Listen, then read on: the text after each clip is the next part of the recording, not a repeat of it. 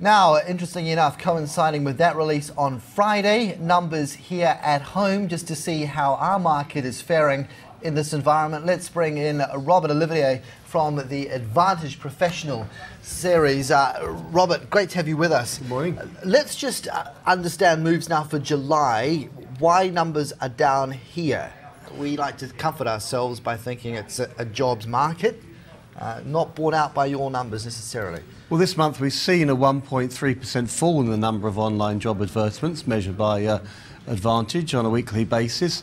So that's it's a slip in the wrong direction. It's not a profound one. It's not it's not contagious. What we're probably just seeing is a little bit of election jitters. Not all employers, but some. When there's a degree of uncertainty, we'll just take the foot off the accelerator and wait and see. So I think that's what we've probably seen this month. Is this year, let alone this month, though, kind of an awkward one? Because where the significant falls are in building and construction, human resources. Now, the first one of those, lots of it's down to stimulus having run its course, first home buyers not in the market, so demand starting to pare back. Are you kind of noticing that for what it is? I very much agree with your observations, because what we looked at is over the last 12 months we're up 24%, but if you actually break that down, it's only up 4% in the last 3 months and about 4% before that. So 2010 has been relatively quiet. We certainly saw the first 6 months of the sort of retreat or improvement from the GFC that we really did boost, and things were very positive. And it really is, that stimulus package came off and things are now, they're okay. They're moving the right direction. They bobble around a bit from one month to the next, and unemployment is really great. It's down at sort of low fives. It may go down a little bit further. I have a 4 in front of it.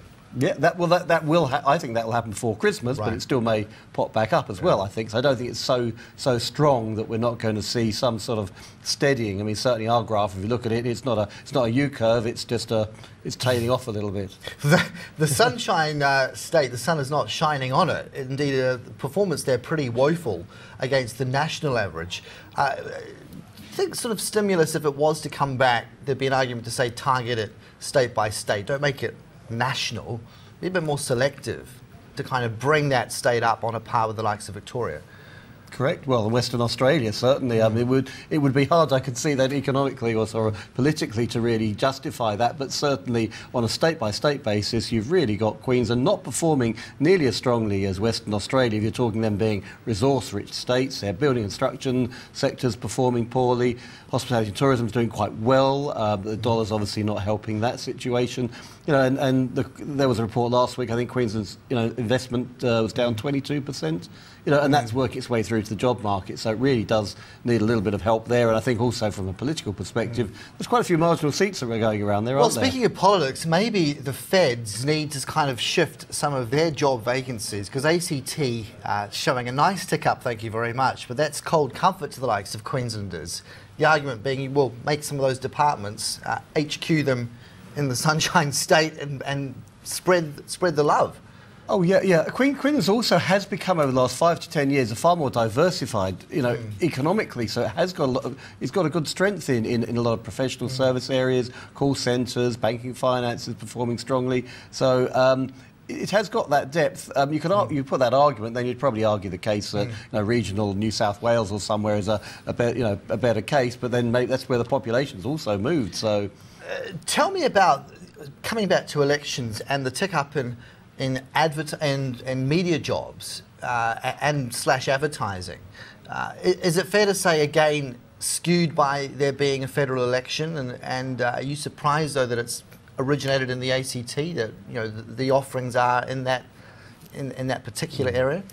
Yeah, just to explain, we're about 8.5% up on the month, which is a remarkably strong one-off performance. I don't think it'll be sustained. It's definitely driven by, I can't see no other reason why ACT media advertising should do so strongly other than there's just a big pick-up in temporary and contract work. It's funny, it's the first time I've seen it. All the 10 years now, I think we've been through about 3 or 4 elections, been measuring this, and the first time I've actually seen that sector respond so immediately to that. So that it's probably obviously direct work in government, in the parties, but then also the advertising agency is going to have some pretty busy time. And you talk also about that election uncertainty, the idea that when you're looking at HR and you're looking at entrenching recruitment and getting compliance with the Fair Work Act. It looks as if maybe there was a move to do that, there was a deadline set, and now things are easing back. Those HR roles superfluous. Yeah, we are.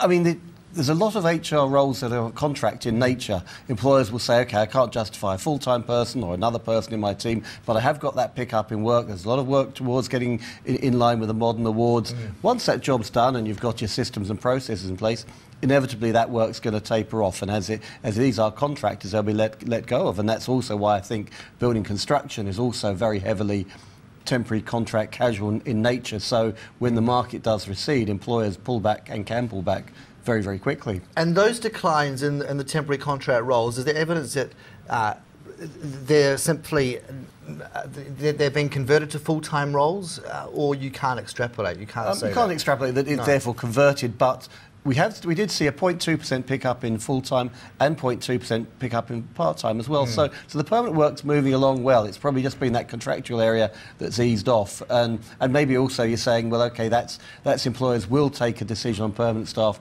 once the election's over. I don't think they've retreated forever. I think there's obviously a few jitters. There's still European markets creating havoc. The stock market's not performing.